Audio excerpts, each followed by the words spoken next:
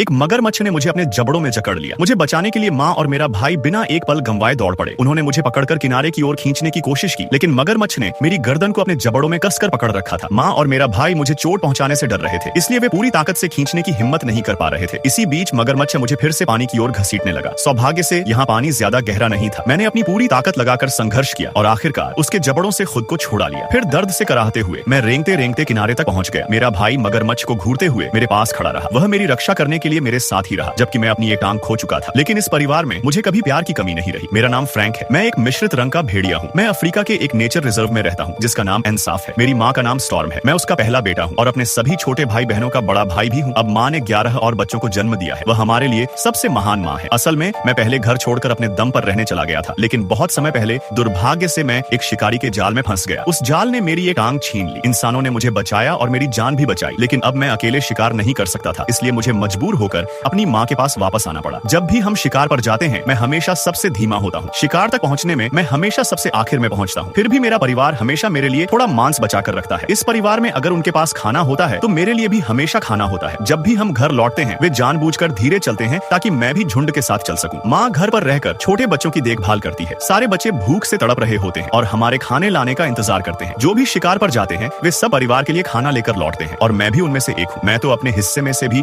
थोड़ा बचाकर अपने छोटे भाई बहनों को दे देता हूँ, क्योंकि मैं उनसे बहुत प्यार करता हूँ। ज्यादातर समय मैं माँ की मदद करता हूँ और बच्चों का ख्याल रखता हूँ। मेरी टांग घायल है, लेकिन मेरा अनुभव ज्यादा है, इसलिए मैं कई छिपे हुए खतरों से बच सकता हूँ। उस दिन मैं घर पर ही रहकर माँ के साथ बच्चों की रखवाली कर रहा था, जबकि बाकी सदस्य शिकार पर गए थे। उन्होंने एक लकड़बग्घे से खाना छीन लिया और यहाँ तक कि एक तेंदुए को भी पीछे हटने पर मजबूर कर दिया। इस क्रूर जमीन पर हर झुंड अपने प्रतिद्वंद्वियों को भगाने के लिए हर तरीका अपनाता है, लेकिन जब हमारे मुख्य शिकारी बाहर थे, तभी जंगली कुत्तों का एक दूसरा झुंड हमारे बिल तक पहुंच गया। यहाँ हमारे पास सिर्फ 11 छोटे छोटे बच्चे थे। सिर्फ माँ और मैं ही बड़े थे, और मैं तो वैसे भी एक लाचार भेड़िया था जिसकी लड़ने की ताकत बहुत कम थी। माँ ने तुरंत बच्चों को सुरक्षित जगह पर ले जाना शुरू किया और मैं अकेला आगे बढ़कर उन घुसपैठियों का सामना करने लगा। जब तक वे मेरे टूटे हुए शरीर को टुकड़े टुकड़े न कर दें, मैं पीछे नहीं हटूंगा। मैं अपने परिवार के किसी भी सदस्य को नुकसान नहीं होने दूंगा। तभी शिकार पर गए साथी आखिरकार वापस आ गए। सबने मिलकर जंगली कुत्तों को भगा दिया और उन्हें अच्छा सबक भी सिखाया। जब एनसेफ में सूखा मौसम आया तो तापमान लगातार बढ़ने लगा। ज्यादातर पानी के स्रोत ताकतवर जानवरों ने अपने कब्जे में ले लिए थे। उस दिन हम सब मिलकर पानी की तलाश में निकले। आखिरकार हमें एक छोटा सा तालाब मिला। हम अभी पानी पीने ही वाले थे कि अचानक पानी में हलचल हुई। छिपा हुआ मगरमच्छ अचानक बाहर आया और उसने मुझे पकड़ लिया। माँ और मेरा भाई खतरे की परवाह किए बिना मुझे मगरमच्छ के मुंह से निकालने की कोशिश करने लगे, लेकिन मगरमच्छ छोड़ने को तैयार नहीं था। वह धीरे धीरे मुझे गहरे पानी की ओर खींच रहा था। मैंने अपनी पूरी ताकत से संघर्ष किया और आखिरकार उसके जबड़ों से निकल आया, लेकिन तब तक मैं पूरी तरह थक चुका था और बुरी तरह घायल हो गया था। मैं एक ही बार में किनारे पर भी नहीं चढ़ पा रहा था। मेरा भाई मेरे पास खड़ा होकर चिंतित नजरों से मेरी रक्षा कर रहा था। वह तो लगभग पानी में कूदकर मगरमच्छ पर हमला करने के लिए तैयार था। मैंने अपनी